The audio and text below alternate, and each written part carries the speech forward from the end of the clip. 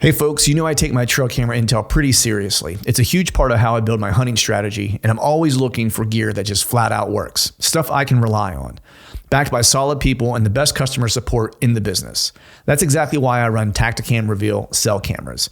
Whether you're just getting started or you're a full-blown data junkie like me, they've got a camera to fit your budget and your hunting style. My go-to currently is the Reveal 3.0 series with fully integrated GPS. These things are dead simple to set up. Less fiddling, more scouting and hunting. And they run on most major service providers and will automatically connect you to the strongest signal in your area. So no more hiking to the top of a ridge just to realize you've got the wrong service provider. Been there, not fun. Here's the kicker. You don't even need an SD card. That means fewer trips in, less pressure on your spots, and more real-time intel sent straight to your phone. And if you pair it with a Reveal solar panel or a lithium cartridge, you can keep those cameras running longer and spend more time doing what actually matters. Scouting new ground, dialing in a setup, or maybe, just maybe, finally cleaning the garage like you told your wife you would before the season started.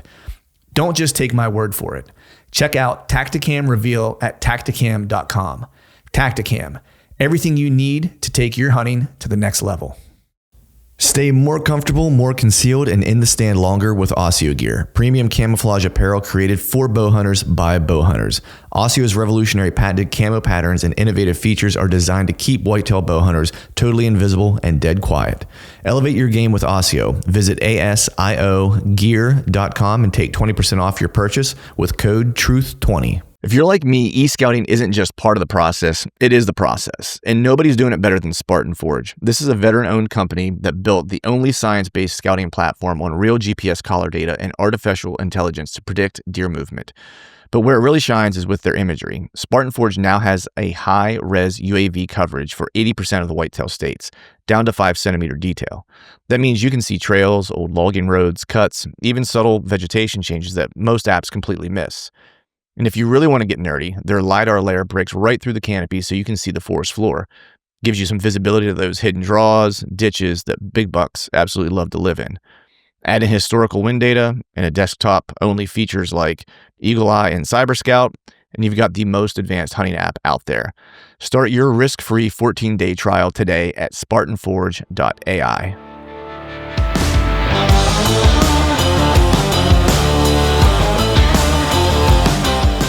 Welcome to the Truth on the Stand Deer Hunting Podcast, brought to you by Tacticam Reveal Cellular Cameras. I'm your host, Clint Campbell, and you're listening to episode number 459. Today, I'm joined by my buddy Jacob Emory to talk early season hunts and chasing experiences, not inches. So stay tuned.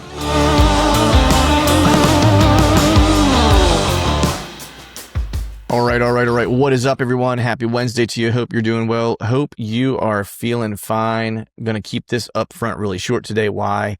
Because hunting season is finally here for me, and just going to be honest, man, I got shit to do. I want to be in the woods. I want to get my stuff done. I want to get my honey-do list done, and want to be carrying the longbow that's right there behind me in the woods as much as I can. So with that, going to just get straight to it. Have my buddy Jacob Emory on. Jacob, he's been on a couple different times. A lot of what we talk about in this session is early season hunts. He just did a hunt in Tennessee that he's had a lot of success at, or a place that he's had a lot of success, or a hunt that he's had a lot of success on in the past.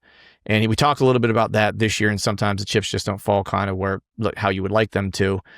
But Jacob always has an interesting perspective on things. He is one of those guys that I just feel like is a true blue kind of hunter, outdoorsman. And we talk a lot less about, chasing a big buck that, we spend a lot of time on this show talking about, honestly. But what he's really into is more so chasing experiences, especially as, your life evolves and changes, priorities change a little bit, and maybe the inches of antler don't mean quite as much as it used to. And you shift your focus to other things. Maybe it's people that you're taking hunting, maybe it's your kids that you're taking hunting, or maybe it's just you're chasing experiences now and not so much the animal. So with that, we're going to jump into the show. As always, thank you all for listening. All right, folks, welcome back to another episode of the Truth from the Stand Deer Hunting Podcast. And today I got on my buddy. He was Jacob Emory, but first and foremost, he was just Jacob Emory of DO3 Outdoors, if I'm not mistaken, is what it was previously, right? Correct. YouTube, right? Yeah. Yep. But he has now joined the ranks of podcast hosts with the Hunting Dad podcast. So welcome to this side of the microphone, my friend. Yeah. Yeah. These headphones never seem to leave my ears now. Yeah, I know, right? You watch yourself, but you end up with cauliflower ear or headphone ear or something like that. Oh, yeah, for sure. Me and Clint were just talking before we started recording, and it was like, man, what seemed like a really fun idea. And don't get me wrong, it's fun. It's a lot of work, and it's Yeah. tough. And you guys listen to this, you should really appreciate Clint and how long he's been doing it, and the amount of episodes he put out that are quality episodes. It's Oh, I really appreciate tough. that, man. Yeah, Yeah. it's appreciate that. It's funny because like I think people don't realize like how like much work it can take, right? How much time it takes, right? And you do enjoy it, right? Otherwise you don't. Otherwise you don't do it, right? But it does take a lot of work and just time to do it. Sometimes time out of the woods that you're not spending in the woods. You know, for me, like Sundays always are like my editing days and stuff like that. Now, the sneaky little secret was like it was easy for me because Sundays in Pennsylvania you couldn't hunt. So like it was like Oh. so Sundays just were like the default like yep, gonna do all my editing that day, get everything ready for the week, right? Or whatever. Yep. But now Pennsylvania has Sunday hunting, so now I'm like, what am I going to do? It's like my whole world just got blown up. I mean, I'm appreciative of like the extra day of hunting, right? But you know, I'm like, son of a, I'm gonna have to get up early before work now and start doing all the editing during the week before work, like, you know. So it really put like a cramp in my style, if you will. I'm glad you guys got that, though. You deserved it. Yeah, man, it's been a long time coming. Like, it's going to feel a little weird to be honest with you. Like we've gotten a couple Sundays here and there the past couple years. But it's going to feel weird to be able to go out. I mean, they didn't give us every Sunday at this point. They're going to add some, I think, later. They just did. They have to have so much time, I think, between like implementation and like when it happens, where it's like they just gave us like basically like the fall, like for archery season, I think, for the most part at the moment. But yeah, we'll finally join the ranks of everybody else that somehow it feels like Sundays were always like the days that had the best weather days. I'm like, you know, every year. Yep. Yeah. But, you know, so we'll be with the ranks of the rest of the folks. But how you been, man? How are things? We haven't talked. I mean, we talked some on Instagram and stuff like that, but we haven't had a sit down chat for a while. How you been? How are things? Everything's good. Everything's rolling. Season's already started for me. Last season was a banger. I had a really fortunate season last year. Kiddos are doing good. My little boy turns 5 tomorrow. Little girl, my oldest now, is 11. Kyson, my stepson, is 7, and now Lakin's gonna be 5. And it's just like between all the things that we do with them and the sports they're in and scouting and cameras and lining season up, man, I stay consumed, to say the least. Yeah. You're not a lot of moss gathering on that stone. Yeah, exactly. This stone is slick. Right. This stone is rolling, son. That's like, right. Nice, man. That's awesome, dude. So 5, that's 5, 11, and 7, man. That's those are some unique ages, right? Like, so the oldest is going to start to hunt soon then, right?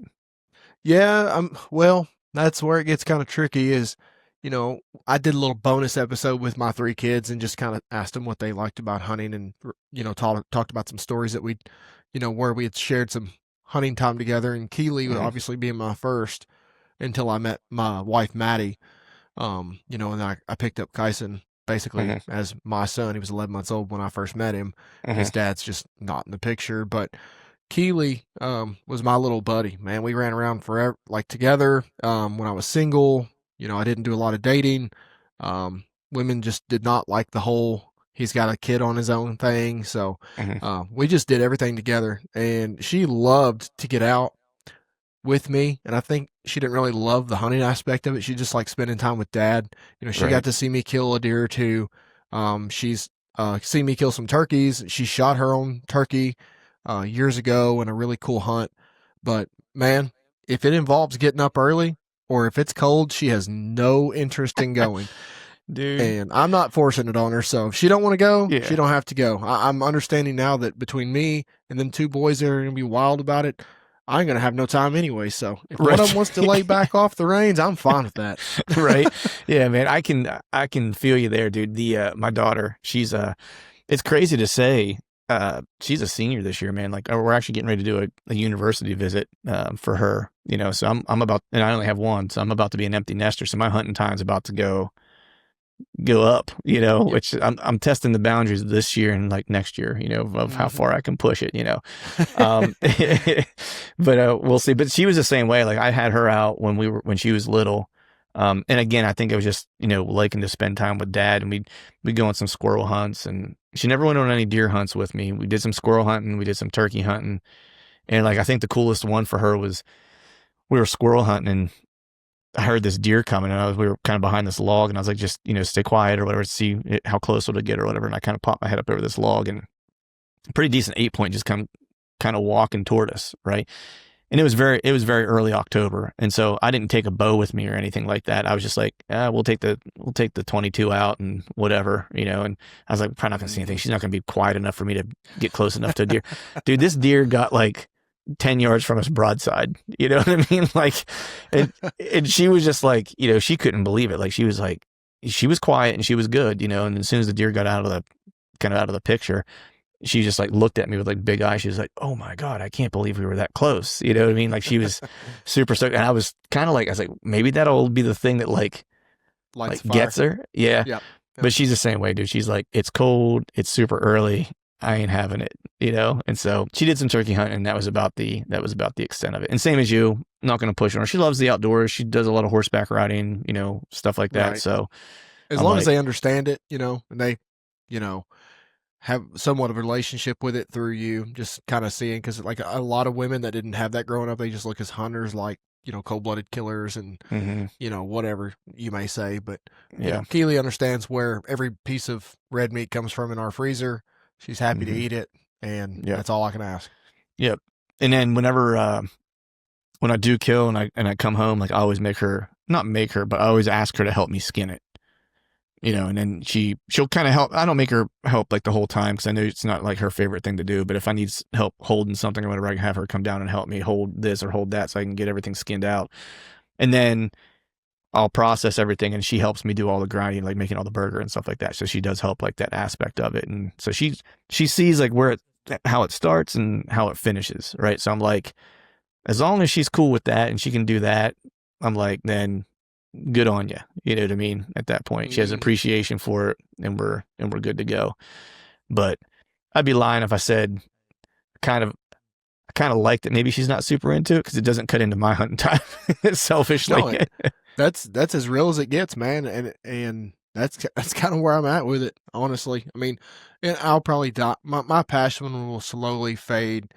You know, it'll slow down because Mhm. I'll have more enjoyment out of seeing them be successful in learning and whatnot. So I mean, and that's Yeah. that's the whole goal, right? Yep. Pass it on. Yeah. And you've had your time. You had your time to shine, and you killed your big Yeah. bucks. Now it's time for somebody else.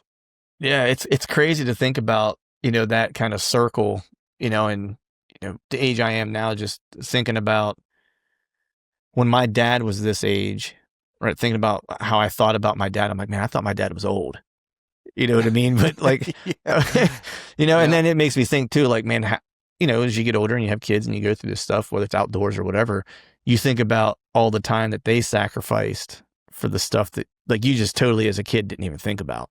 You know what I mean? Hmm. Like the hunts that they didn't go on, or the hunts that they took you instead of them focusing on what they wanted to do, or the wrestling matches he came to instead of going to hunt, or the football games he came, whatever it was, right? Like cutting into his personal time and stuff like that. And so, you do what you got to do, man. And hopefully your kids, anyone out there, it's like, I think we always kind of look at it as like, hope our kids have a better experience, and even better experience than we did, essentially.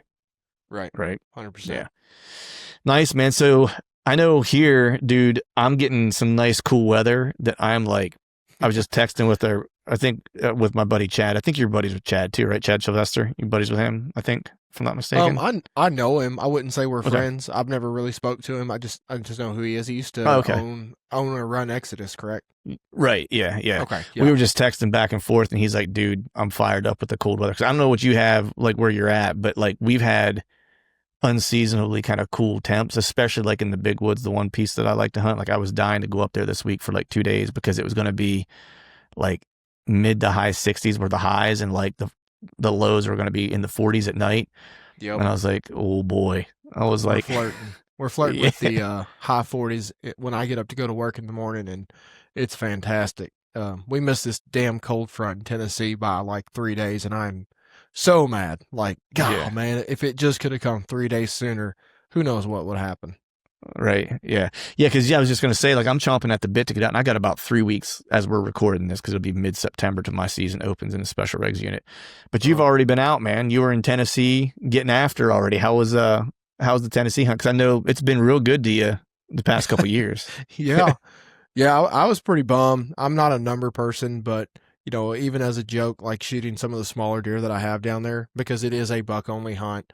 Mhm. So you can't shoot those. And, right around this time every year, we're starting to run out of meat. So, I don't discriminate, man. They ain't got to be big. They just got to be breathing. So, Right. so, Nice. going down there, I had the same mindset. And I tell myself every year, like, I'm going to try to I'm going to try to target the biggest deer I can and hold off if one gives me a shot. And the minute I see a smaller one, I'm like, nah, screw it. He's getting an arrow, whatever it may be. But this year I was like, doesn't matter what it is. I'm going to try to get an arrow in it and kick off Mhm. the season with not a goose egg, but I did break my like 5 year streak of going down there and getting a shot off. Mhm. And it stings a little bit, but I was on some really good deer for brief moments in the hunt. I got close to a lot of big deer the day before season opened, and actually ended up kind of bumping them with my wind on accident. Just rookie mistakes, dude. And that's what this hunt is all about. You want to go down there and you want to kill a deer, but you also get the opportunity to hunt like 2 or 3 weeks, 4 weeks maybe before your season starts, and you're working out the kinks in your setup. You're retraining yourself on how to climb and where to set your gear up and your camera arms and things like that. So that's why I really like it. And paired with like going down there with buddies, it's gotten slimmer as the years have gone on. For years when it was a rifle hunt, man, there was like 10 or 12 guys that would be down there on this hunt that I would either know or be sharing camp with. And that's to the point where like this year was just me and Stuart Keene. Um, and then, the only other two guys I really knew were Clay Harper and Parker McDonald of Mhm. the Southern Collective, Mhm. that kind of group. And Clay shot a buck. I helped him recover that deer. So did Parker. Parker ended up also getting on a really big deer. And I'm not sure if he's going to release exactly what happened, so I won't share the details. But Mhm. man, he had an opportunity at a giant. But Nice. yeah, man, Tennessee come in and did some really weird stuff to some of the plots and fields the day before season and kind of changed things up. I'd actually had quite a few Moultries down there giving me a little bit of intel. Nothing consistent, just kind of like a general idea of what's in this area. And that just kind of screwed the entire plan. Then going and bumping those big bucks. It made for a tough 2.5, 3 days of hunting. But Mhm. like I said, who's going to complain? Getting out and getting to go hunt. The bugs weren't really bad this year. It That's a was a pretty plus. windy. The temperatures were mild, getting up to like 92, which is hot. But hell, the day I shot my 167-inch deer down there, I think the heat index was touching like 114. Like it is no joke. Yeah. So I'll take Damn. I'll take 92 all day. Yeah. Yeah. No doubt. What was that? So they literally came in the day before the season into the plots. Yeah, well, I don't really want to give away what kind of field I was Yeah. targeting Yeah. because Yeah. Yeah. it's pretty weird. And if I told you what the deer were feeding on, you'd be like, no way. But they come in and freaking cut the whole field down bare nut to nothing, and I was like, God, man, you're killing me. I had bucks in this field at least 3 or 4 days a week on just this Wow. camera. And I talked with a guy last night who's done a lot of drone research, and it's like if you're getting a buck on camera 3 or 4 days a week, he's probably right there in that area all 6 or 7. Yeah. It's just your camera's not capturing everything. So that was Yeah. frustrating, but it's part of it. Dang, man. That is nice being able to kind of go to an early season hunt and work some of the kinks out, man, because those first hunts of the year are always just like a yard sale for me. You know what I mean? Like, He just crap scattered everywhere. dude, shit scattered everywhere. I forget something, I forget my release, or I forget, I'll leave my binos in the truck or like Yep. whatever the case is, right? You name it. Oh It's yeah. like I forgot it. I've walked all the way to my tree before or walked all the way into where I was planning to hunt only to be like, all right, I'm gonna climb this tree and be like, yeah, cool. I don't have a release with me. Like Oh. all the way. The worst was I started walking in one day and didn't even have my bow. It, Like, how do you do that? you very carefully, and Yeah. it involves being a parent. I almost guarantee it. That's it, dude. It was like Yep. to bed late the night before I had to go, and like just was throwing stuff in the truck. And but so, man, how do you know, are you, when you go to Tennessee for that hunt, do you do any, I mean, I know you've been there for a couple years now, so you kind of have an idea, I presume.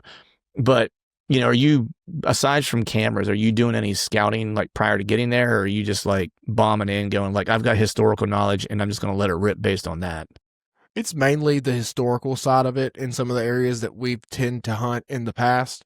Last year, going down when they changed it back to archery only, I decided to think and look a little bit smaller on some of the pieces. Some places that may not hold as quality of bucks because the landscape isn't as vast, but it sets up better for bow hunting. And that's exactly what we encountered. We encountered more deer. We encountered more bucks. They were just smaller caliber bucks.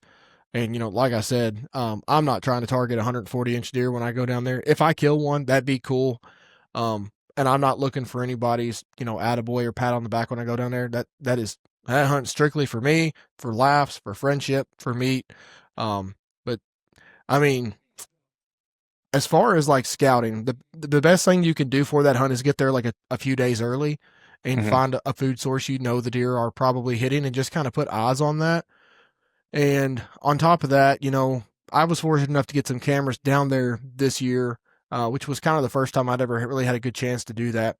But other than that, you know, if you can't get eyes on a deer, maybe you can walk field edges, walk transition areas, walk maybe some creek beds. And you and I both know, like, the only sign that a big buck is leaving in early season that says this is a big buck is a big Mm-hmm. track. So Yeah. if you cut a big track, you know, that's a telltale sign. If you cut a bunch of big buck tracks, you know, that means he's probably either using it a lot or there's a bachelor group. But, you know, this year there's a big drought going on right now. So, I mean, everything was powder. You couldn't read tracks or nothing like that. But, I mean, that's pretty much it. Is just get eyes on them, get down there a day or two early. Right. And that's the best way to scout summer deer, period, is just to glass. Yeah, I was just gonna say because I've not done a velvet hunt yet, and I would like to. Whether it's going to Tennessee, whether it's going to the Dakotas, whether it's even staying closer to home and hitting like heading a little south of me and going to Delaware, you know, because they have a velvet season there as well, Cool. right? Cool. And the reason why I kind of want to is because I love hunting the plains, and the reason why I love hunting the plains is because it's very visual, right? It's like it's a lot of glass and finding deer and then kind of making a move. And that's what I kind of always presumed, like hunting like a really early season for velvet is like you're really kind of almost playing it like you would play a plains hunt to a degree, right? Because like the thing that's going to be somewhat predictable is like where they want to come out to feed. And like you can get a good idea, even if you don't have a lot of time to go and scout prior to the season. It's like if you can find where they're feeding and just lay eyes on a couple good bucks and be like, all right, there's a couple good bucks in this area. Right. Mm, And now at least you have a plan, you know, a game plan to a degree. right. Yeah, for sure. Dakota, like North Dakota, may be on the list for me next year because, you know, I love getting that early jump and getting a chance to go hunt deer. And I think next year opening, it's always the fourth Friday in August, which puts it on the 28th next year. So it'd be the 28th, 29th, and 30th. 28th is my son's birthday. I'm not missing that. I'm sure his Mm-hmm. party will be sometime that weekend. So it's going to be the first time I'm missing this hunt since he was born. And I mean, I'm not mad about it, but like still at the same time, it's like, dang, I'm already kind of bummed. I'm not going to get to go do that and see my buddies, you know? Right. Right. Yeah. So we may have to try to set something else up next year. Whatever that may, bring. Nice. Yeah. I know all about the early season, birthday. My daughter's is early too. And this is a terrible dad moment for me was, I told this story the other day actually, was I was going on an elk hunt with a buddy of mine. He had moved to Idaho, and I told him when he moved because he was from PA. I told him when he moved, I was like, "Hey, I'll come out first year you're out there. I'll come out and do an elk hunt with you, right?" And of course, like everyone that he knows told him that, right when he was getting ready to move, but like no one ever does it. You know what I mean? But Yeah. he's like one of my best friends, so I was like, man, I'm not gonna let you down. Like I'm coming out, right? And I was like, when do you want me to be there? And he's like, his birthday was basically like the opening weekend, and he's like, dude, it'd be rad if you came out for like the opening weekend of the season and just hunt that first week or whatever. And I was like, all right, cool. I was like, let's do that. I was like, I'll come out for like 8 to 10 days, be there for your birthday. We'll spend your birthday in the mountains, like be all good. So when we're talking about this like super early in the year, right? So I'm all jazzed. I'm like, you know what? I'm gonna go ahead and buy my plane ticket, get everything taken care of. That way that's all good to go. Once I knew I had the tag and stuff. And then it wasn't until like I was getting ready to leave and I was like, my wife's like, when are you leaving again? It's like 2 or 3 weeks before I'm getting ready to leave. I was like, oh, I'm leaving this day. She's like, all right, when you coming back? And I was like, this day. She's like, you're going to be gone for Anna's birthday? I was like, son of a. And I was like, dude, totally didn't even think about it. Missed my daughter's birthday party. Like the way it fell though, it was like we always either celebrate her birthday on like the weekend before or the weekend after. And so we just did it the weekend after that year. So I was here for her birthday party, but I missed like the birthday, you know. Yeah. And then I was like, I'll never do that again, at least until you're off in college. And then you won't care anymore. And then after that, you know, it is what it is. Yeah, but, dad brain is a real thing, man. It just happens. It happens. Yeah, especially, exactly. You know, once you buy a plane ticket and stuff like that, you're kind of committed. There's no going back now. That was it. I had the tag and I had the plane ticket. Like it was, we were all in, and he took off work for that time frame too. So it was like, you know, everything was kind of set. And there was like a camera guy that was going with us that year for, that someone was paying to like come film everything too. And so it was like, that was locked in. And I was like, oh man, I'm really kind of locked in at this point. But man, Tennessee is one of those places I would love to get to. I have a buddy who moved to Tennessee recently. He's a hunter. He's kind of a newer hunter, and it's a little bit of a slept on state. I feel like I've never been there to hunt, but everything I hear about it sounds like you can find really good pockets to have. We'll just say have a whole lot of fun. Sure. Well, I think it's, you know, I don't want the residents like crucify me for this, but like as a non-resident, you look at Tennessee and it's like, you know, that they used to have a very liberal turkey limit. It used to be like 3 or 4 birds. A very long season. It used to come in extremely early. You're looking at, you know, a 2-buck statewide limit now. It probably used to be more than that. And as a non-resident, I mean, it's going to change. Eventually they had backlash this year because all the negative feedback, but like you can go down there and hunt public land and you can buy your all game all year and your total is going to be like $332. Mm-hmm. So you're looking at 2 turkeys, 2 deer, the opportunity to hunt, you know, whatever else in between, ducks, if you're into that kind of stuff. And it's a pretty fair price. Mm-hmm. And the cool thing about it is you can buy your license whatever day you want, and it's good all the way until that day the following year now. So like this past hunt, when I went down there with Stuart, my license was good and for the first day of that hunt still, but it was not going to be valid for Saturday. Right. So I actually contacted a game warden down there that I'm pretty close with, and I always hit him up for questions and things that I need to know that's really hard to research. And I'm like, hey, like I shot my buck down there last year. I shot another buck in early October. So I've killed 2 bucks in Tennessee on this license. Like, am I legally able to come down and hunt this Friday and still able to punch a buck tag? He's like, yeah, absolutely. It's like, it's not like a tag state. It's a license state. So if your license is good for that year.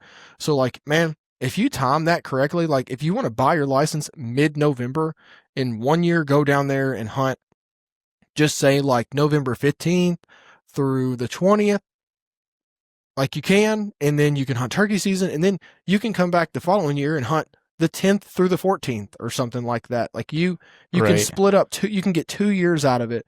So it's a really neat thing about Tennessee. I'm pretty sure I'm going to get backlash for kind of exposing that.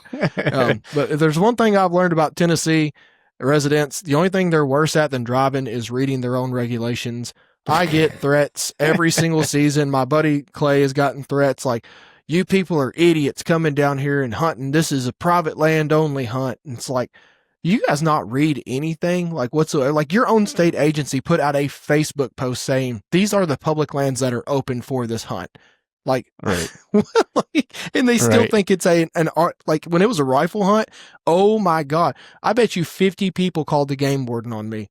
Tim, are you serious? Yeah, Tim, the game warden down there I talked to, he was like, my gosh, dude, like people are so stupid. Like, I have to turn my ringer off. Like, I can't take it no more. He's like, some guy shot this deer on public land with a rifle and whatnot. It's like, yeah, like, who would be stupid enough, one, to do that and break the law and then post it not only on Facebook, Instagram, but on YouTube?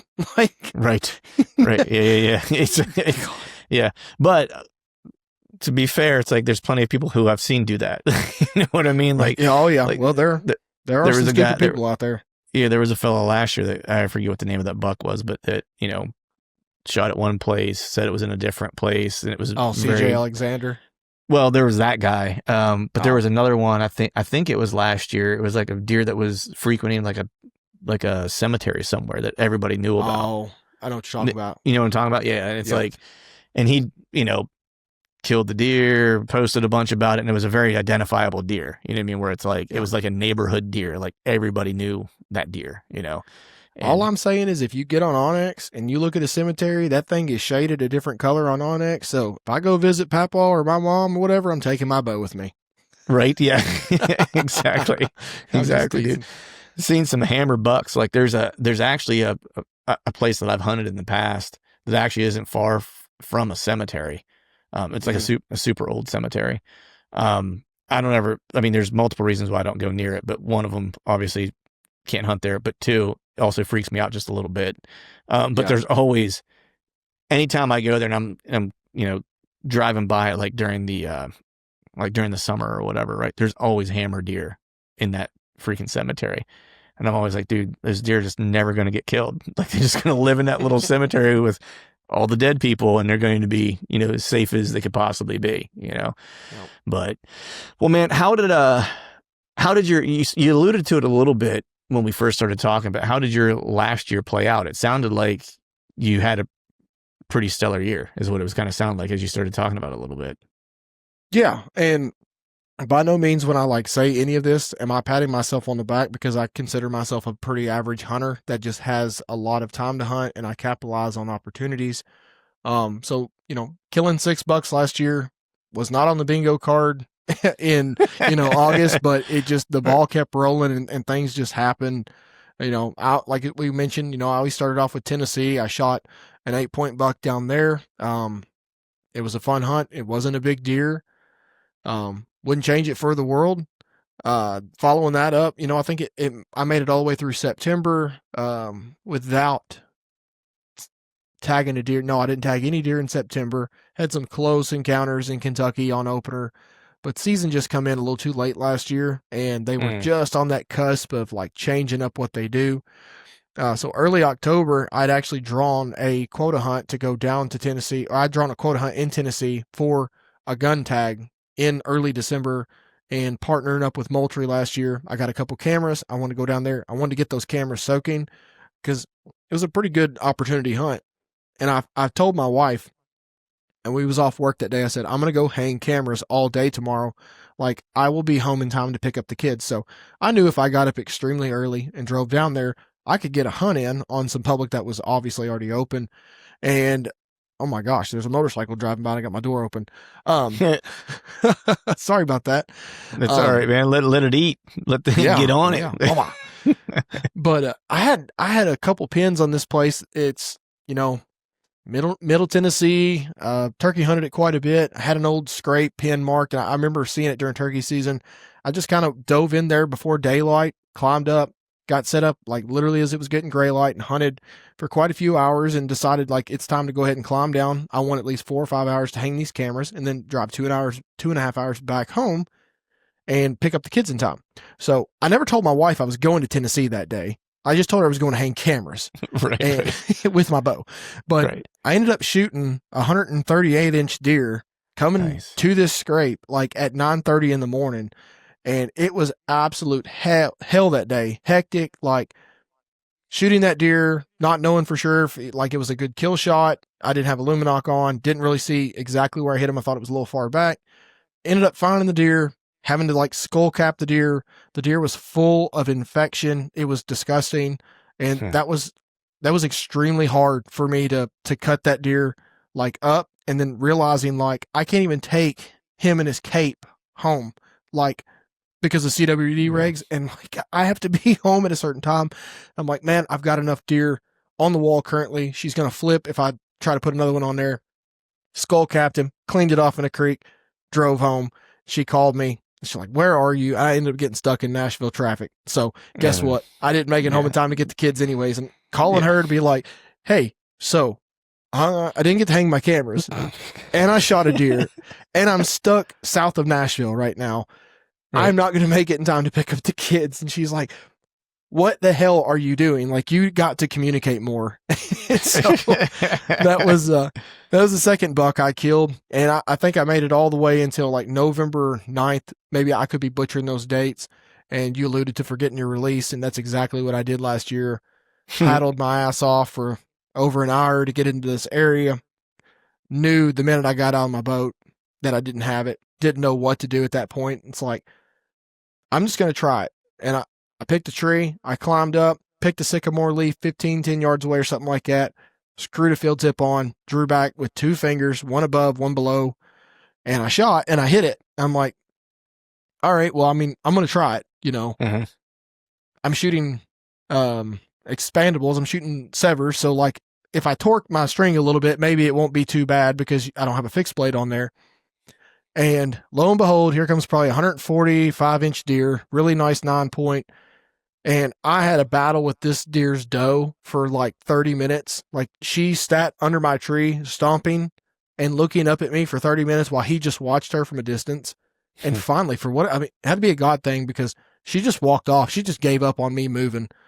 And he gave me a 40-yard shot. And that arrow was whipping so bad back and forth on the way to him. I thought the damn fletchings was going to hit him in the nose. Oh, I was mad. I was pissed. I climbed down. I paddled out. I went home, got the boys, and I said, we're going to go murder some does. I know the daily limit is 2 does. I don't know if I'm going to stop. Just like, I'm ready to shoot some. And it was opening day of gun season too. So me and my son, the youngest one, had actually went out and set up a blind, put out a corn pile, dude, just to shoot some does on this private property that I have.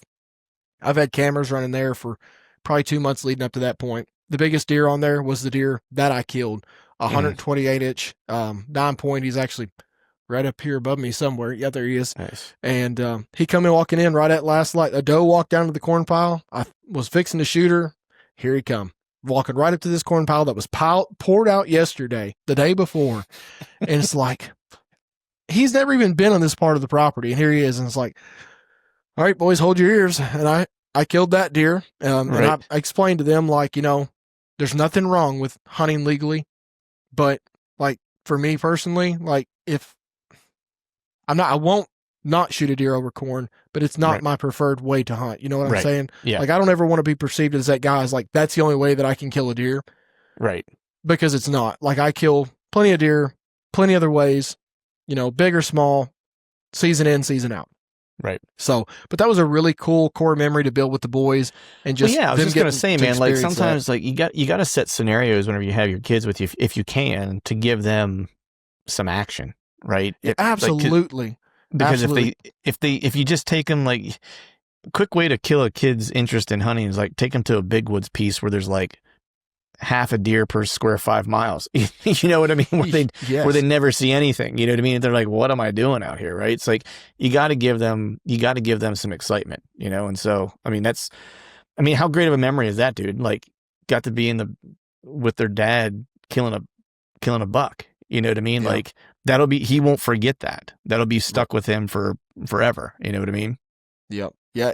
It was cool to see their face light up, and we called, you know, my wife, and they were all like, you know, Kyson was so excited to tell. He wanted to be the first one to tell her. He's like, Dad shot a big butt. It wasn't even a buck. And they watched me drag it out. They watched me pack up that blind and grab my camera. They just watched me do everything. I got this cool little, I think it's a Snapchat video, and I like slammed the tailgate. The deer was in there, and I walk over and open up the truck door, and I was like, thanks for all your help, guys. You know, I didn't do nothing. Awesome. But nice. Yeah, the following Saturday after that, I've been drawing for another quota hunt. It's hard for me to just blurt out where it was because I try to be respectful, but I did have the opportunity to go up there and tag another buck if given the opportunity. I ended up with a really good area that you have to pick 24 hours in advance. So you have 24 hours to e-scout it. That is it. Oh, that's and cool. Man, this is one of those hunts where like you wonder after you kill like a couple big deers, like, do I really know what I'm doing, or do I just get lucky all the time? And this was like the moment where I was like, man, I did it. Like this was all like everything I planned to happen. It happened perfectly, like I wrote it in a book. Like I picked this area. I was a little running behind, so at that point, like I don't really care to beat people in there because I don't know where I'm going anyways. So I drove the perimeter of this area, marked every truck, and then from that point, I marked where they probably were hunting, terrain feature wise. Yeah, based on And like they're probably going to walk no more than a half mile, and what's the best terrain feature within a half mile of where they parked? Yeah. exactly. So this place has like it's not a high fence area, but it has fences like segregating, different areas. And the goal was like, the minute I find like a hole in this fence, like, and there's holes in the fence, like big wide holes, but like the minute I find a place where like a tree fell on one, like that's gonna, like that's me. Like I'm gonna get out and check it. And I passed one, drove up 100 yards, walked backwards without my weapon or anything, with my headlamp on, covered in deer tracks, like where they just been going in and out right there. Went back, got my stuff, walked in, and there was a guy that was probably parked a quarter mile up the road, and I knew exactly what he was probably going back there to do. He was going to hunt. It was a gun hunt, a muzzleloader hunt. And there was this real big, like, drainage overlooking this thermal hub. And I'm like, he's going right to the back of that thing, and he is going to overlook it and try to shoot something, like, super far. Good game plan. It probably works 9 times out of 10, But my goal was, like, catch the deer that are avoiding him and trying to get out of that exit route. So, like, when I actually climbed up, I only climbed 6 or 7 feet off the ground with my one stick. And I was just sitting there waiting on it to get daylight, and was either going to climb up if I didn't have a good vantage or just kind of stay there. I was plenty good. I was also overlooking a drainage and had a bench behind me that had like a really steep like drop off. So like the deer could walk around this bench without being seen from up top. And you had to be right where I was to see it. And man, it was like clockwork. I could hear a guy back there trying to climb a tree with a climber, and heard a stick pop. 3 or 4 minutes later, I turn around and 147 inch, like basically 9 point or 8 point, is standing like 15, 16 yards behind me. I'm a left-handed shooter with a gun, right-handed with a bow.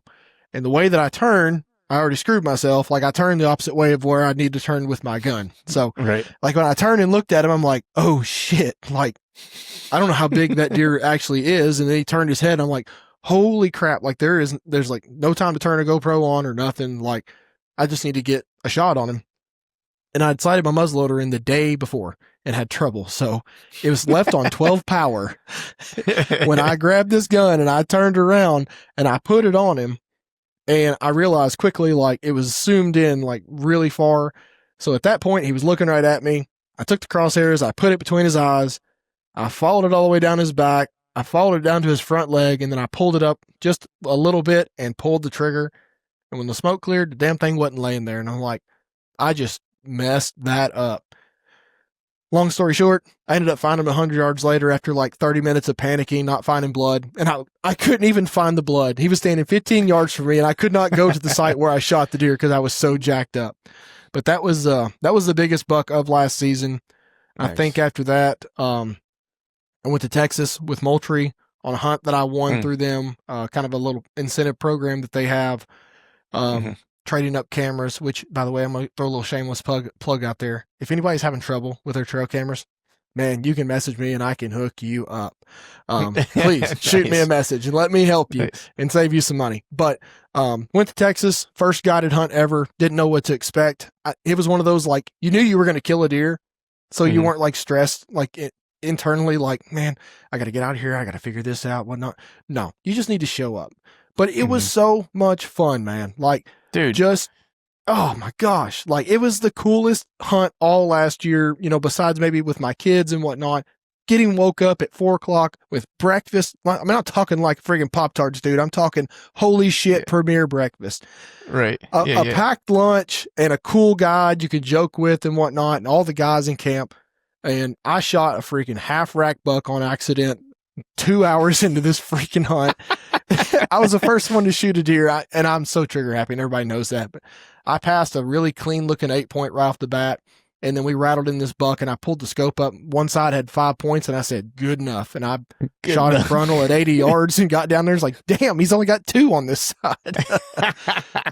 Dude, that's awesome. I mean, that's like a vacation though, right? When you don't have to worry about all that ancillary stuff. Like I was talking to Joe Miles about it because he goes to this place in Mexico every year. I want to say sometime in like after the holidays. I think he goes down, like maybe it's January sometime. Yeah. And he was like, dude, he's like, you should go down sometime. He's like, he's like, it's a hunt, but he said it's the same thing. He's like, it's a hunt. He's like, but like, it's just like going on vacation with your buddies. He's like, the place is great. The food's awesome. The accommodations are killer. He's like, the deer are awesome. He was like, and you just go down, you have some drinks and, you know, some tequila, you know, it's in Mexico, so why not? That's right. You know, you eat good food. He's like, and you're there for a couple of days, like a week or whatever. He's like, and you have a blast. And I was like, dude, it's like, that sounds like after a season, like of just grinding, like that sounds great, you know? Absolutely. I wish I wasn't poor. I would do it a lot more. Preach. The outfitter that we went with is actually very reasonably priced. I think their whitetail hunts are like $3,500, which I get it. I would never pay that personally, right, for a whitetail. But somebody that wants to experience Texas and get like a real hunt. It's not like they have box blinds and stuff and feeders for guys that, like, if you want to take your dad or something, he can't get around or whatever, they can stick him in one of those. He can still have a good time, but you are spotting and stalking and rattling in bucks. And one of the neatest things I remember from last year, it was my guide, he was cool, calm, and collect. He was a really cool dude. He'd cut up with you. And we spotted that first real clean 8-point like 800 yards away. And he said, watch this. This deer is going to be at 50 yards in 10 minutes. He hit them horns together, started rattling, whatnot. That deer stopped and looked. He went right back to walking. He said, he is coming. I was like, no, he ain't. And I'll be damned if, like, a few minutes later, that deer was not standing at 65, 70 yards looking for us. And I'm like, dang, they just melt into the landscape out there and just, they're ghost. Like, they're gray ghost. I love the look of a Texas buck, the color of the antlers and whatnot. It was always a dream to go down there and do that after growing up watching all the unrealistic real tree videos and stuff. Right. So, right. It was.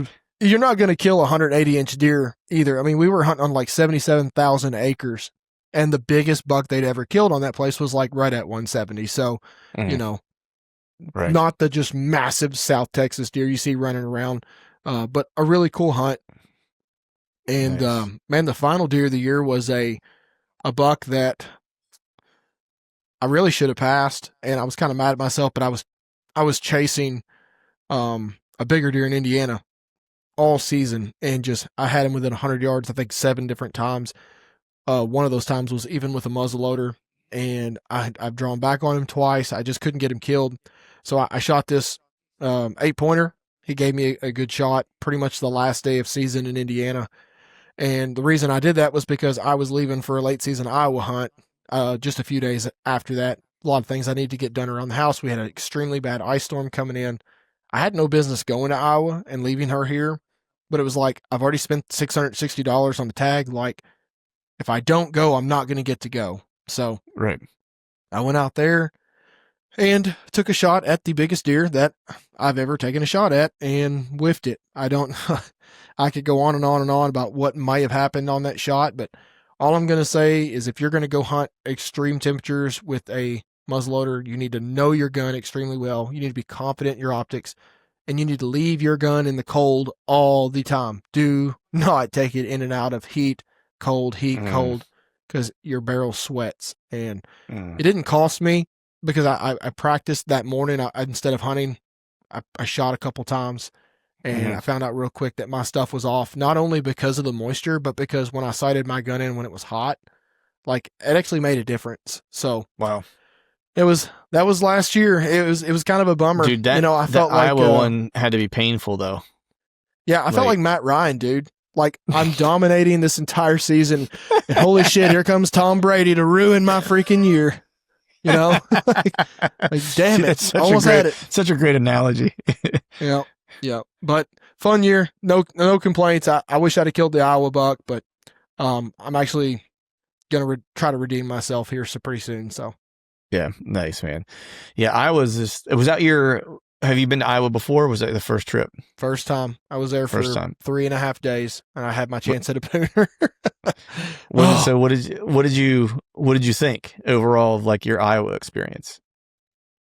I mean, aside from um, missing that deer, right? Just like, no, I mean, it just Iowa to me is it's wild that residents get a buck and a gun tag, and there's still that like quality of deer. yeah. And to me, it's the habitat. It's so diverse, so diverse. I've never seen anything like it. You've got big woods, you've got rolling hills, you have flat land, cropland, marshy looking areas, and you may have CRP. Yeah. yeah, CRP, and you may have all that within like a 500-yard block. Like you have it Hmm. all, and you have places where even with like imagine if they didn't do deer drives out there. Could Hmm. you imagine if they Dude, it would just, imagine if yeah. they even made it to where it's just a $1 state for residents? Like, holy Hmm. crap, man. That place would Yeah. you could never touch it. Yeah. Yeah. It's, so I'll be going out, I'll be headed back out there in 26. So a year from now, or essentially, right?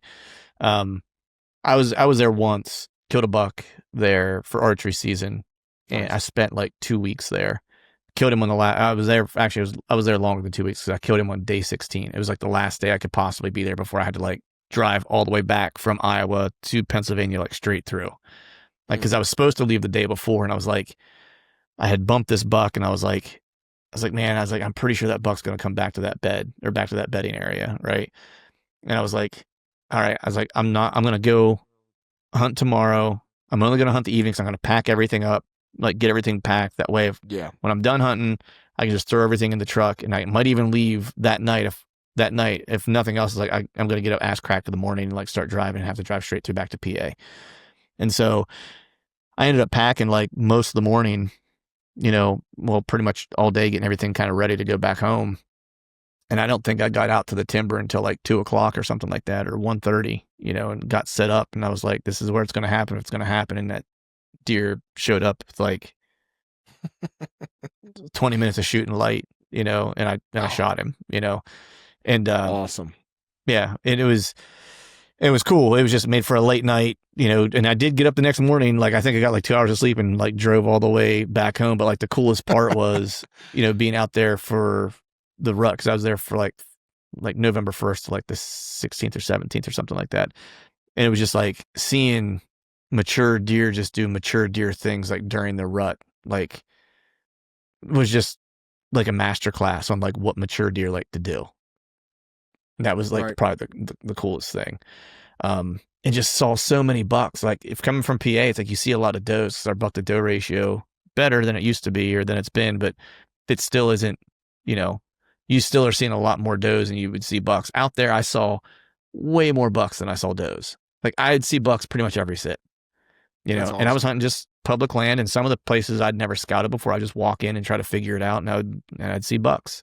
I saw at that time I had seen the biggest deer I'd ever seen in my life, and I bumped him out of a draw. I was hunting in a CRP, and I was like, man, that draw is gonna be a perfect place for one to be bedded. I stopped and I glassed and glassed and glassed, and I was like, there can't be a buck in there. I was like, I would have seen him or he would have moved by now.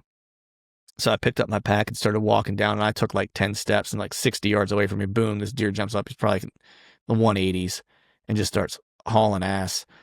And at that point, that was the biggest deer I'd ever seen. And it was just like, I was dumbfounded. I was like, I can't believe that they make them that big. You know what I mean? Yeah, That, right. that was kind of my mentality, but I'm looking forward to getting back, man. I always tell people if you've never been like as a whitetail hunter, if you love hunting whitetails, you should try to go at least once in your life, and spend some time out there. But you're right, man. If they just changed, I mean, it's incredible as it is. And my buddy has a place that he hunts out there. He has a lease. He actually has two leases. Um, and the one's not great. It's okay, and people come in and drive that place and stuff like that and kill deer off of it and things like that. And it's not a great piece necessarily, but he still consistently every year has like 1 to 2 just like 60s or better Oh on that yeah. property that he can hunt. And there's always like a handful of really good like 150s that are Oh running my around that gosh. he sees. You know what I mean? Yeah. Like, and he's like, Nobody bats an eye at them deer out there that live there. They don't no, like 160 doesn't even get them excited. It seems like, which is yeah, insane to think. It's like, even it's man, if you got like a really nice property out there and you kill a 200, like you did something. But like at the same mhm, time, it's like, I've seen 3 of them cross the road this year where I've never seen one in my life that I can remember. It's like, my God, right, you people yeah. are lucky. Yeah, it's just a different world, man. But so dude, like thinking back on your year last year, like I'm always, I love asking people this because at least I'm this way after a season kind of finishes up or whatever. It's like I always try to figure out and do a little bit of debrief on my own and be like, all right, here are some things that went well, here are some things that didn't go well. Like what is my lesson for the year? Like what is the one thing I can take away from this, like I can use, it's going to make me better and more prepared and just better in general, like as I go forward. So what is that for you? Like what is, like when you think back on it, like what is the thing that you would take away from last season that might be a good learning lesson or a learning opportunity? I think I was efficient with my time, and I Hmm. was decisive on when and when I didn't go. Hmm. Because I mean, up till I pulled the trigger in Iowa last year, I never heard one complaint out of my wife, and she was a saint. Like during the Texas hunt, she had like double pneumonia or something of that Oh, nature. jeez. Like Yeah. she was down bad, and then leaving her when they had that ice storm, we didn't lose power or nothing like that, but it made it difficult for her to get out with the kids, and it made me nervous and stuff like that. Hmm. So like all the previous summer leading up to that, and even throughout season, like I didn't go I didn't go waste my time on a 75 or 80-degree day in October. Hmm. That's another day I was gone, and I was always just decisive on hunting the high odd days, hunting high odd places and opportunities, and instead of like just diving off and going into places I've never been before, which I did a little bit, but just using like the historical data to where I don't have to go and burn a day scouting or something like that. Like that's a day that I could be doing something with her, the kids. Um, you know, and I think that's what every good successful whitetail hunter every single year has in common is they just Hmm. have the time to do it. Like Yeah. I can't remember. Jordan Jones is a guy I recorded a podcast with a while back, and I believe he has one as well. It's like every good guy that kills a lot of deer has time and money and support system. And it's like the wife, the time. You got to have the money to to be able to take off work. You got to have the money to buy the tags and afford the fuel and whatnot, and take care of things when you're not at home and stuff. So I was just careful with all my time last year and managed it extremely well.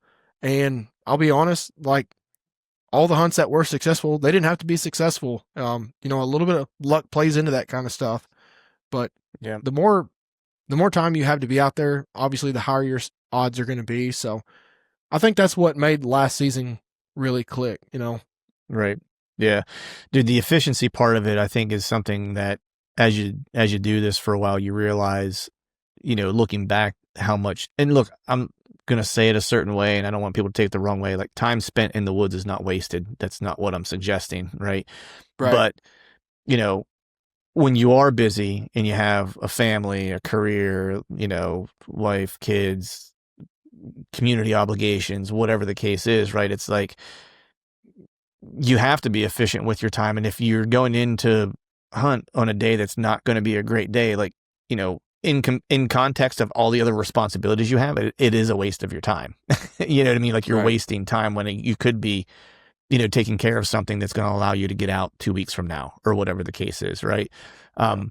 You have a certain, you have a certain amount of pennies in the jar. Once you spend all the pennies, you're out of pennies. You know what I mean? So you want to use those pennies wisely, And I feel like, I don't know, at least me, it's like the older I get, I feel like I hunt um like more efficiently and more specific, like with more intent, if that makes sense. Do you feel the same way? I do. And if you have a spouse, like if you have a girlfriend, you think you know what you're talking about, but you don't. You don't Right. understand until you Yeah. have a spouse. Period.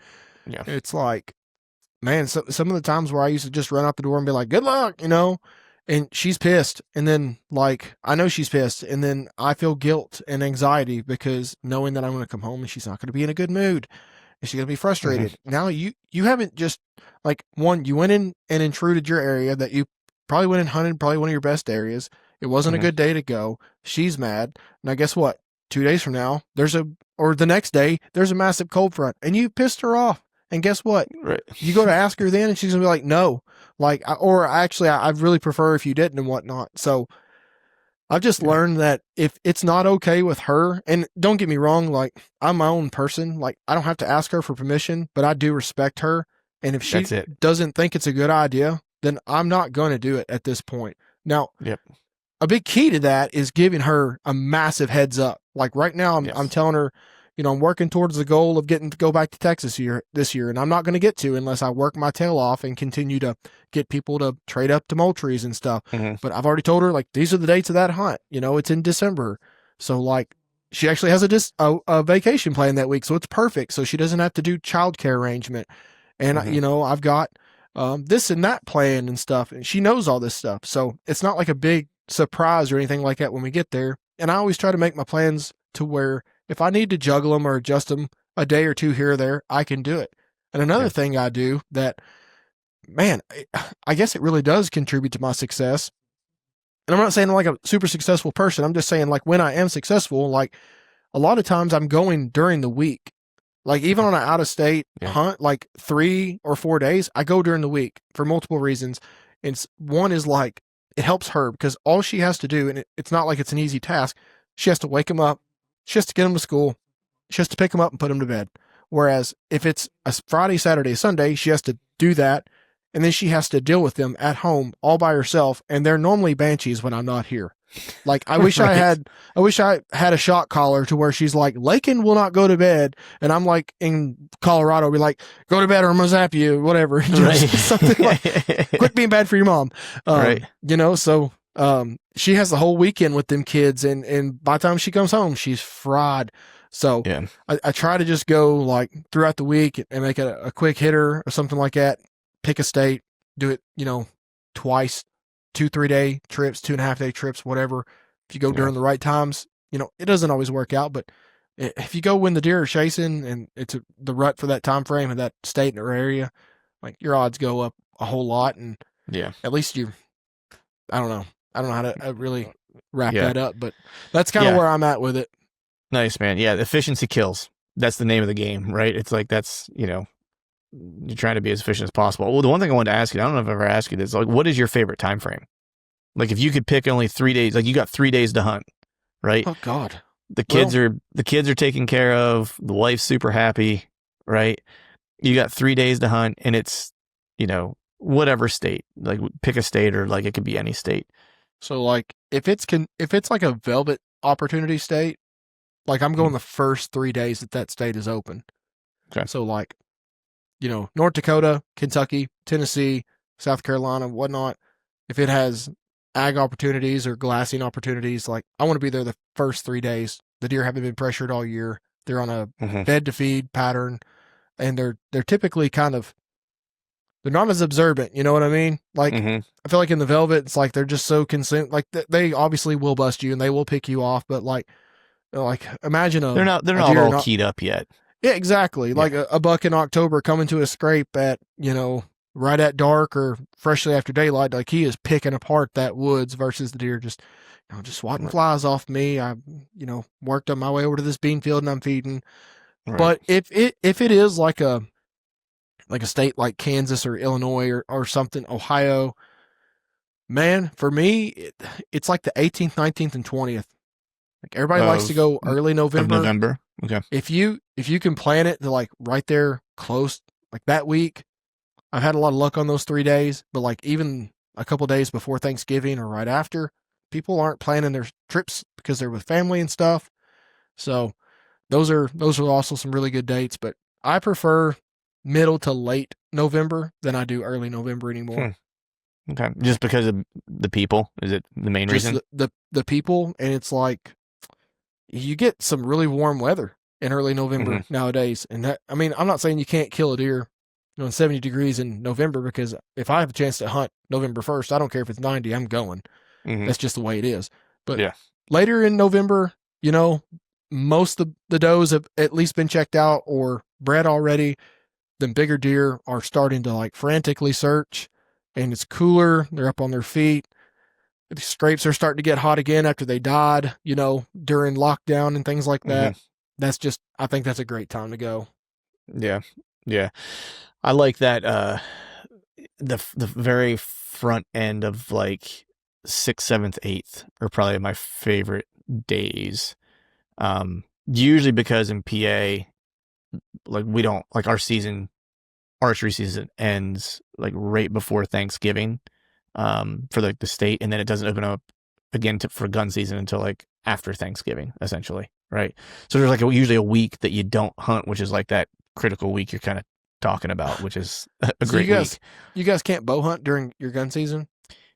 You can, but you have to. So usually it ends. I forget what the date was last year. I want to say it was like maybe like the 16th or 17th that it ended last year, and then hunting ends for whitetails for a week. Can't hunt bow, gun, nothing. And then gun season comes in the the Saturday now. It used to be on Monday. The Saturday now after Thanksgiving. And then you can use a gun or a bow or whatever you want to use. But with the hunter numbers in PA, man, it's like the militia's out in full force, so trying to hunt that time of year, you know what I mean? Like, unless you're hunting with a gun makes it, I hunted with a bow during that time of year last year because I knew of a big deer that was living in an area and I was going to try. We also got a lot of snow, which kind of screwed up my plans a little bit because all the data I had on him had no snow the years prior in those areas. Mm-hmm. And then last year we just got dumped on right before that happened. So yeah, in PA you miss that kind of time frame. And I'm usually always trying to be back from like whatever trip I'm on before that time frame. So I'm with the family or whatever. Mm-hmm. So I've never got to really hunt that time frame, and it's kind of killing me. This year might be the year though, because I got a plan. So we'll see. Nice. I'm always pulling for you, man. Yeah. So what's your plan for this year, man? Speaking of plans, what do you got going on? You already were to Tennessee. Yep. Like Kentucky comes in here in just a few days. I've got I don't even want to talk about it. He's not a giant like at all. He's like 140, 145 inch deer. But like, it's like, if you talk about it or you post a trail cam video of him, it's like, you're not going to kill him. It's like, it's bad juju. But yeah, I've kind of got my sights set, hopefully, to tag out early in Kentucky this year. I give it like a 40% chance. If it did, that'd be awesome. But of course, the usuals, Kentucky, Indiana. Mm-hmm. And I applied for a managed hunt in Missouri with my good buddy Stephen Fuller of the Hunting Grounds TV, and ended up we didn't draw it. And funny story, they have actually like preference points for that managed draw. I had 0. Stephen had 4. He didn't even know he had 4.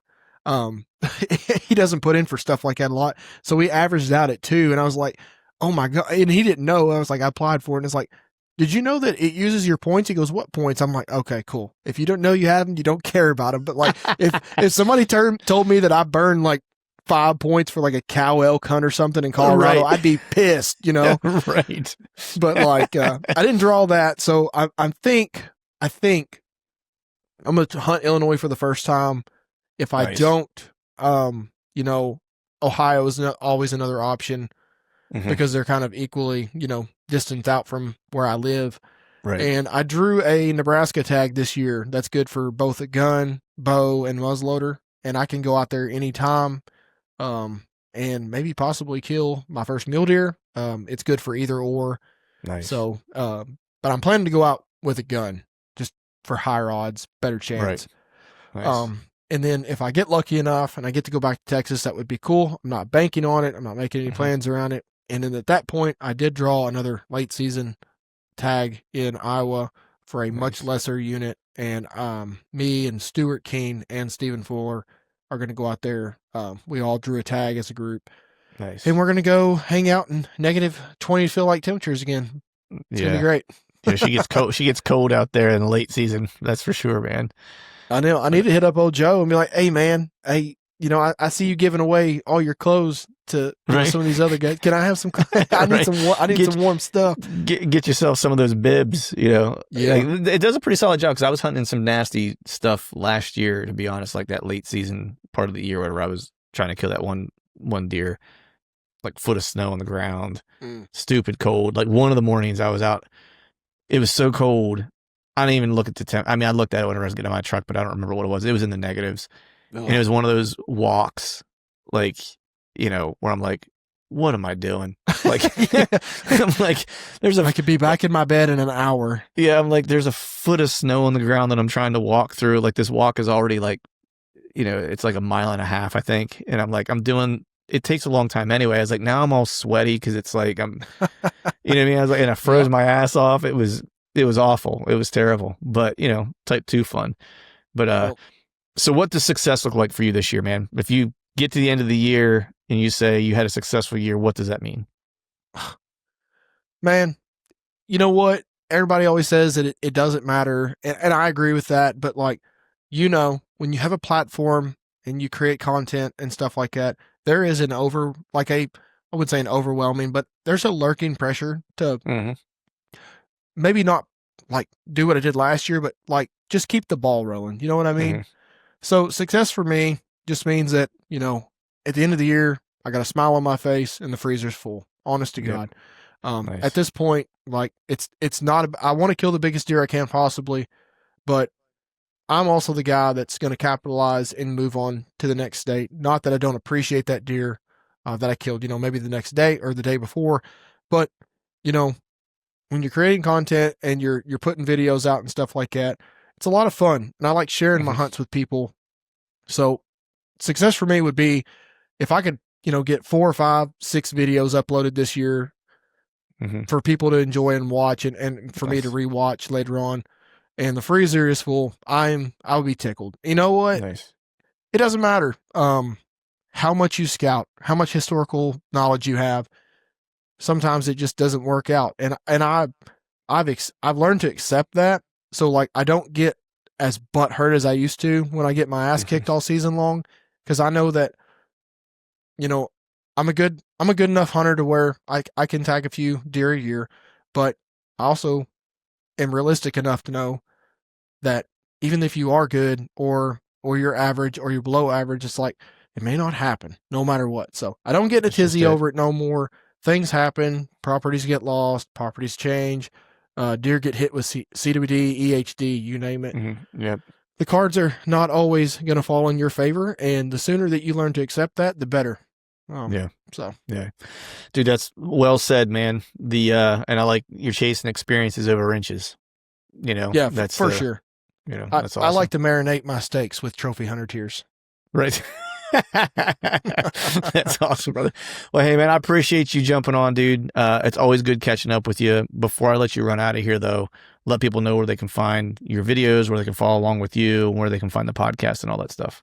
Well, thank you for letting me do that. I appreciate it. So you guys can find my YouTube channel. I've actually got the logo on my shirt right here if you're watching this on YouTube, but it is DO3 Outdoors. I think I've got close to 100, maybe 160 something videos on there now. There's a good mix of reviews. There's turkey hunts, there's deer hunts. But the bread and butter is the deer hunts. So there's a pretty good conglomeration of those. You can go on there. Maybe you'll learn something. Maybe you'll find something hateful to say. Either way, I welcome you. And then I did, like we iterated at the beginning, I did just start the Hunting Dad podcast, and it's small. It's growing. I'm learning that the 5-star reviews is what really helps put your name out there and make like Spotify and Apple say, hey, look at this guy. Look at this guy. So those are always very welcome. But I wouldn't say a lot of podcasts tend to like talk about the same tactics and tips and stuff like that. And I'm not saying I'm not doing that or not going to do that, but I do like to bring a little bit different angle to it. So for like instance, I did one with my wife and getting her perspective on things and how she feels about stuff.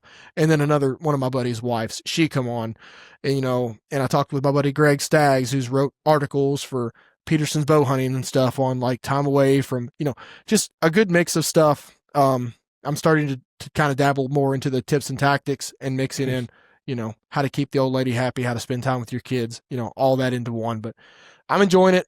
Like we said before we started recording, man, it's a lot of work. So I always say this may be the last episode, and I may be doing this 10 years from now. I don't know. So we'll see what happens. But either way, you guys follow along, subscribe. It'd be greatly appreciated, and it won't go unnoticed. Awesome, man. Well, I appreciate you coming on, buddy. And let's keep in touch this season. Let me know how things are shaking out. And best of luck to you. Hope you fill the freezer and have experiences, and hope you get some inches along with it. Yeah. Thank you, Clint. I appreciate you, man. All right, folks, that is a wrap for today's show. I'd like to thank all of you for listening. And if you haven't yet, please head over to iTunes and leave us a 5-star rating. And be sure to subscribe to the podcast. And hell, while you're at it, head over to YouTube and give us a sub there too. I'd be super appreciative if you do those couple things for me. And before I shut this thing down, I need to give a big shout out to our partners who continue to help us make this podcast possible. Tacticam, Osseo Gear, Hawk Optics, Face Off E-Bikes, and Lathrop & Sons Boot Company. And until next time, we'll see y'all.